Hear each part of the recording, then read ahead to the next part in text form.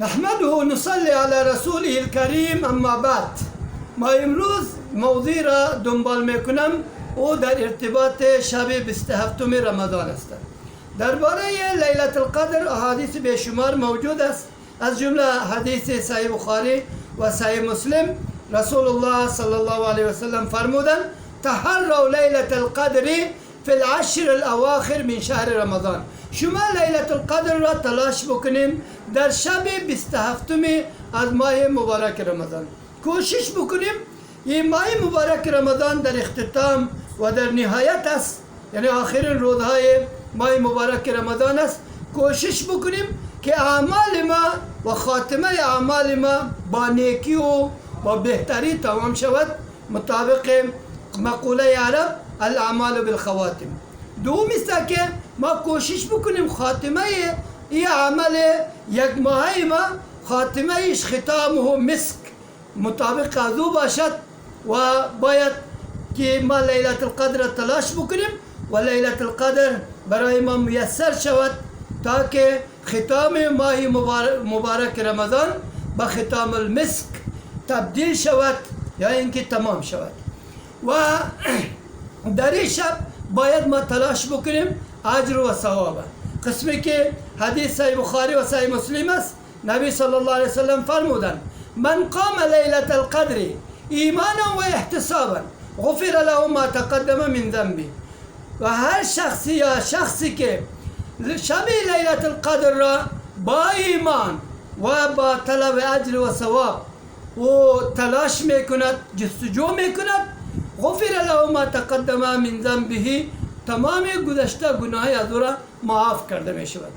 و درباره حدیث ذر ابن حبیش رحمه الله تابعی است، از ابی ابن کعب رضی الله تعالی عنه سوال کرد و گفت که برادر تو عبدالله بن مسعود میگوید من یقوم الحول یصیب لیلت القدر.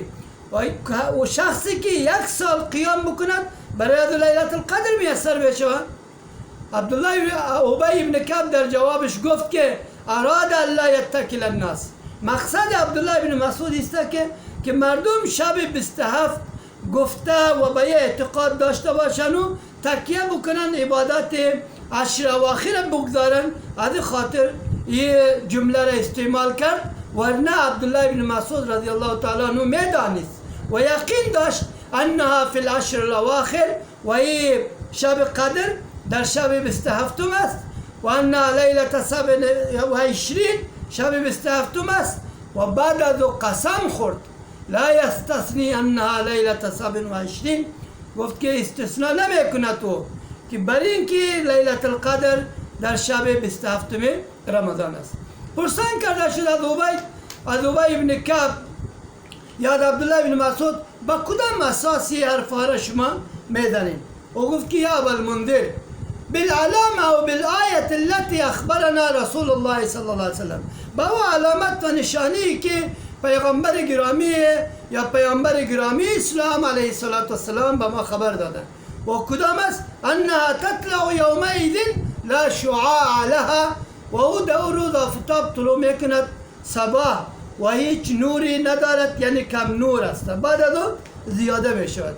و این شب با فضیلت و شب با عظمت و شب 28 در این ماه مبارک رمضان، بلکه در هر سال با امیدترین یا با افضلترین و اقربترین شب که برای شب قدر و شب 27 است. بله در هر سال یا در هر سال که شب 27 و زیاده امیدواری در این شب است. و دلیل برای از احادیث بیشماری که دلالت میکند بر موافقت شب 27 با لیلت القدر، یعنی بسیار احادیث است که وارد شده که شب 27 و مطابق شب قدر است یا شب قدر مطابق شب 27 است. از خاطر در سنن ترمذی روایت را از امام ترمذی از ابی ابن کعب رضی الله تعالی عنه روایت کرده. ابی ابن کعب رضی الله عنه فرمود والله لقد علم ابن مسعود میدانست یقینا ان فی رمضان یه شب قدر در رمضان است و ان فی لیلة 27 و ای در شب 27 است ولكن کره ان یخبرکم فتتکلوا. لیکن عبدالله بن مسعود یه پسند نمیکرد که برای شما خبر بدهد تا شما با او یک شب اکتفا بکنین و شبای دیگر عبادت پروردگار خدا بگذارین. از خاطر زر ابن حبیش رضی الله تعالی عنه رحمه الله او میگه که اگر بیعقل ها و کم عقل های شما موجود نمی بود ما دو انگشت خود داخل گوشه های خود انداخته با آواز بلند فریاد میدادم یا آواز میدادم ان لیلة القدر لیلة 27 که شب قدر شب 27 است و این روایت امام محمد ابن حنبل در مسند خود و امام ابن خزیمه رضی الله رحمه الله در صحیح خود ذکر کرده. از خاطر زر ابن حبیش درباره لیلة القدر میگوید که کان عمر و حذیفه و ناس من اصحاب رسول الله صلی الله علیه وسلم که عمر رضی الله عنه و حذیفه و جماعت اصحابه پیامبر علیه السلام لا یشکون شک نمی کردن انها شب قدر لیلة 27 شب 27 است تبقى ثلاث یا تبقى ثلاث یعنی سه شب دیگر باقی بماند و ای اثر ابن ابی شیبه در مصنف خود نقل کرده و ایرا زر ابن حبیش رحمه الله نقل کرده. از خاطر ما حرف آخر خود ذکر میکنم که احادیثی که درباره شب 27 رمضان وارد شده از طریق صحابه متعدد مثل معاویه ابن ابی سفیان، ابن عباس، ابو هریره، عبدالله ابن عمر رضی الله تعالی عنه همه بزرگان صحابه را ثابت میکنن انها لیلة القدر که شب 27 شب قدر است. بلکه معاویه رضی الله تعالی عنه فرمود از پیامبر علیه السلام نقل میکند فرمود پیامبر علیه السلام لیلة القدر لیلة 27 و این در سنن ابی داود روایت موجود است و روایت هم صحیح است.